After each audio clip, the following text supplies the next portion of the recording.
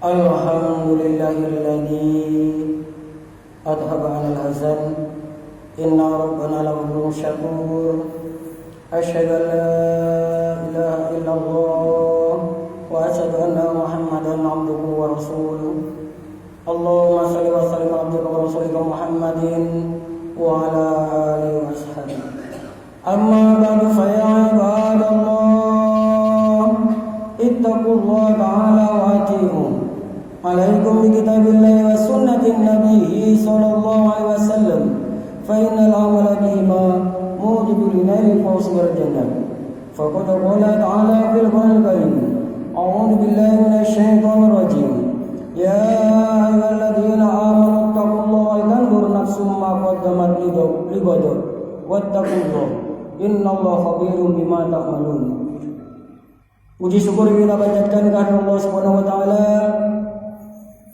atas segala limpahan rahmat, nikmat dan hidayah yang telah diberikan kepada kita semua, sehingga sampai saat ini Allah masih tetap memberikan kesempatan, kesehatan, kekuatan dan keimanan kita bisa bersama-sama melaksanakan kewajiban kita sebagai hamba Allah, yaitu beribadah kepada Allah dalam keadaan sehat walafiat tanpa kurang satu apapun. Alhamdulillahirabbil alamin. Salawat dan salam semoga tetap tercurahkan pada junjungan kita Nabi besar Muhammad sallallahu alaihi wasallam sebagai suri tauladan terhadap kita semua. Beliau memperjuangkan agama Islam ini dibantu oleh para sahabat-sahabatnya, diteruskan oleh para tabi'in tabi'ahum, para alim ulama sholihin, para mubaligh dan mubalighot, sehingga Islam ini sampai pada kita. Dan Allah memberi hidayah kepada kita. Kita diberi agama Islam dan mau menerima kebenaran Islam ini. Dengan adanya kita diberi agama Islam ini, berarti kita dijadikan orang iman. Amal ibadah kita sah, amalan kita diterima oleh Allah, dan nilainya lebih baik daripada dunia dan seisinya.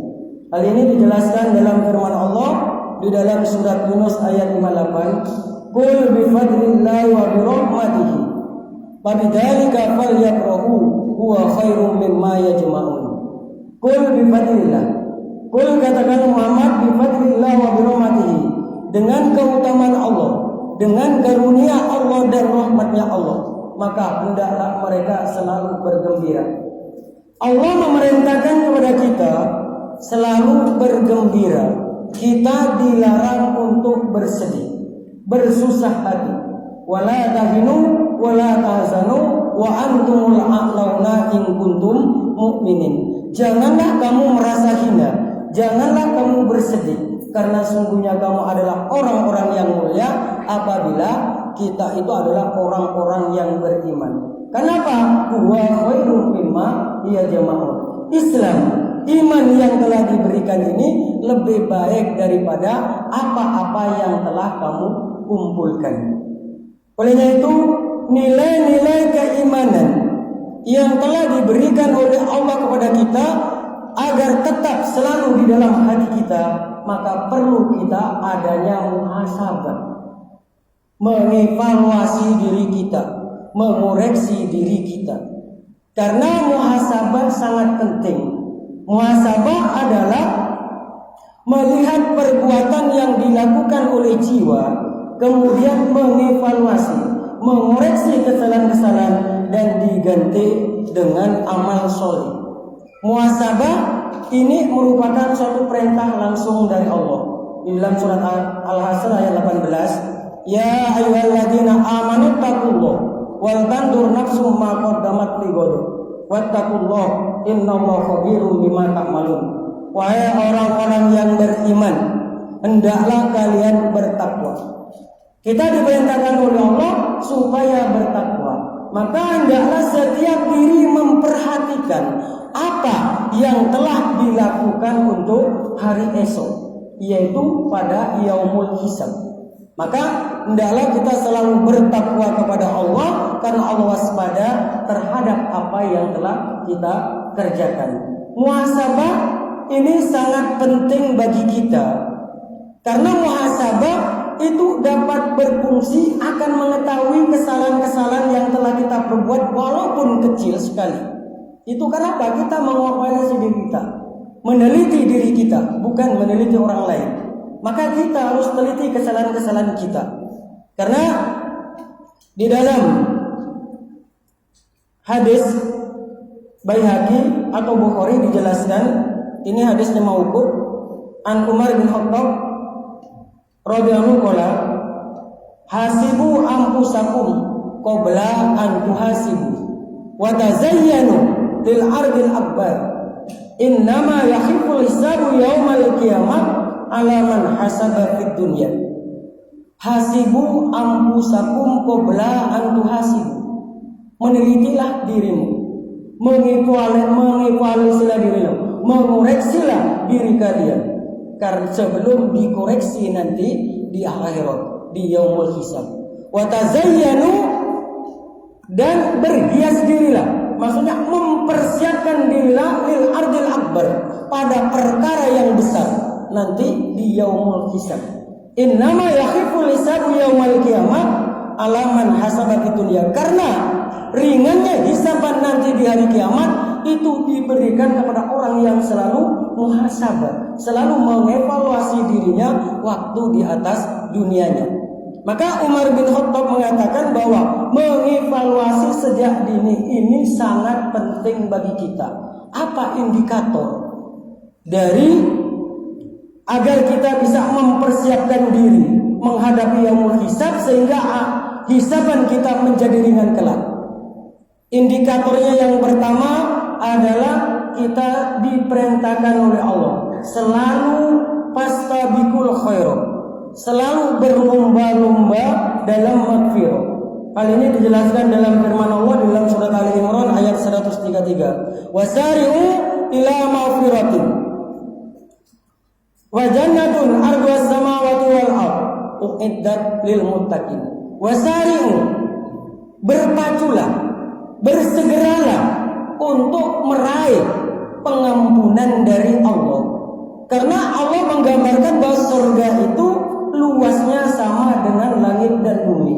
Ini diberikan terhadap orang-orang yang bertakwa. Apa karakter, kriteria bagi orang-orang yang bertakwa? Kalau di ayat ini cuma 3 karakter. Yaitu karakter pertama adalah alladzina yunfiquna fis sarra'i wad dharra. Yang kedua wal kadimina al ghaib wal afina 'anil nas.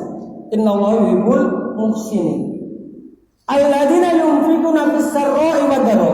Orang-orang yang menginfakkan hartanya baik dalam keadaan lapang, hartanya melimpah ruah, rezekinya banyak, menginfakkan hartanya dengan selamat, dengan semangat. Rezekinya sedikit, doro, betul-betul melarat, merembes, cuma rezekinya sedikit, tetap semangat dalam infak karena paham menetapi dalil mimma razaqnahum yunfiqun. Dari apa-apa yang telah aku rezekikan, Allah rezekikan, maka sebagian harus diinfakkan. Ini karakter yang pertama. Yang kedua, wal kadimil ghaib, menahan amarah. Sebenarnya mampu untuk marah, tapi ditahan.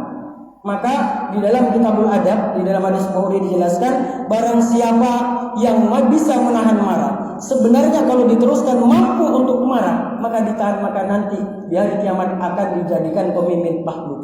Ini yang kedua, karakter dari orang yang bertakwa, muttaqin. Yang ketiga adalah memaafkan terhadap manusia. Coba mari kita introspeksi diri kita.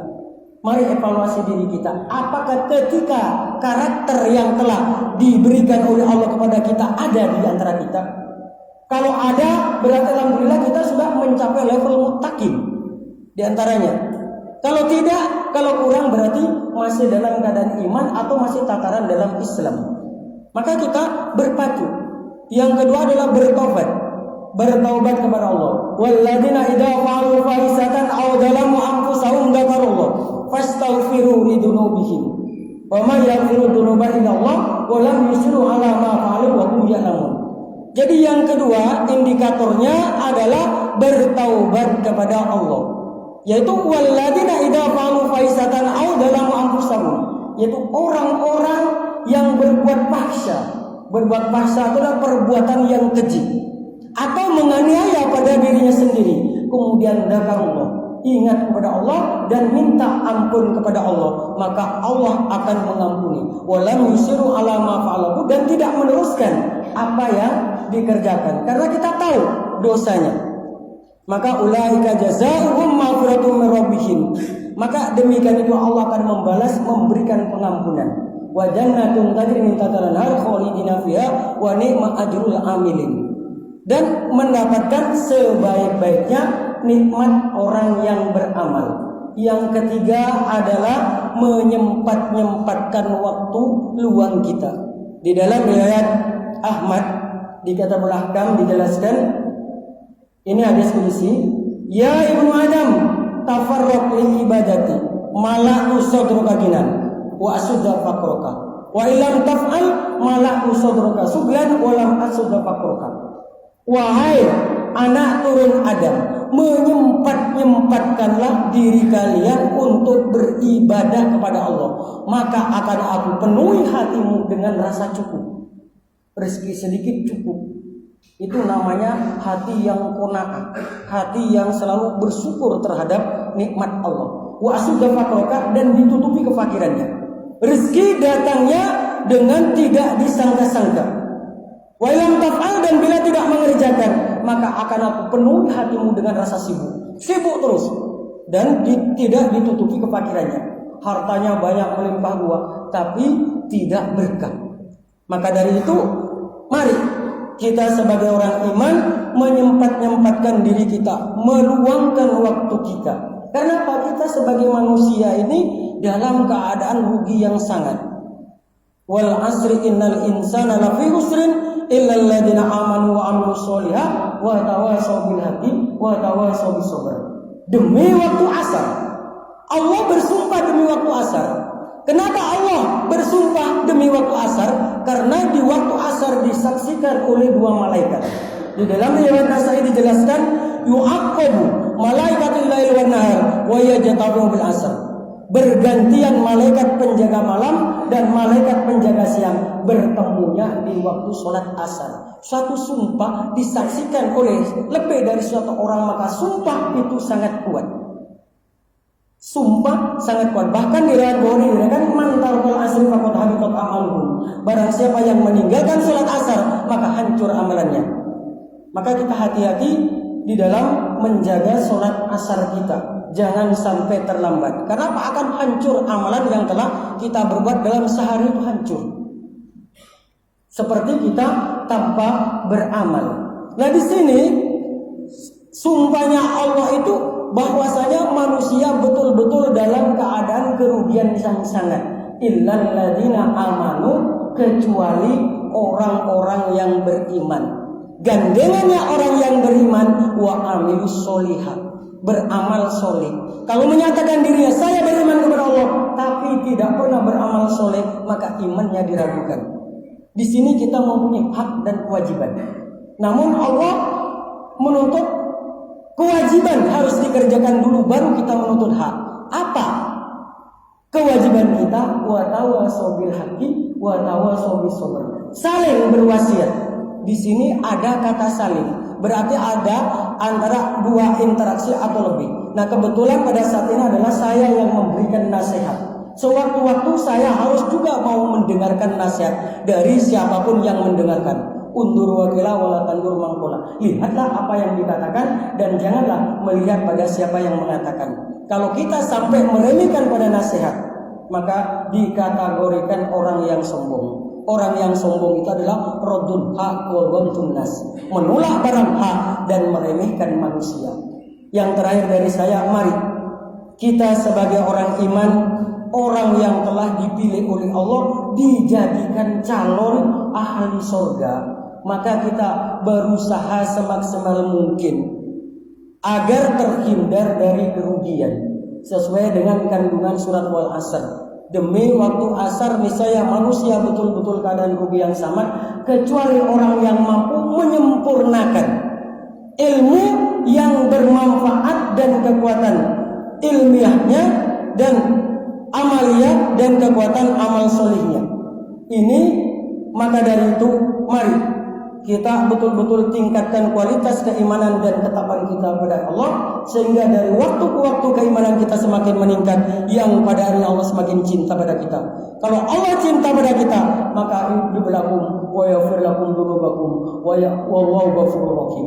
Maka Allah akan mengampuni dosa-dosa kalian. Allah cinta pada kalian, Allah akan mengampuni dosa-dosa kalian dan dimasukkan dalam surganya Allah. Demikianlah semuanya dari Allah, kita kembalikan kepada Allah. Barakallahu fikum wa nafa'ani bima minal ayatil hakim. Innahu ta'ala jawadun karim, malikum barurur rahim, wa nastaghfirullah innahu ghafurur rahim.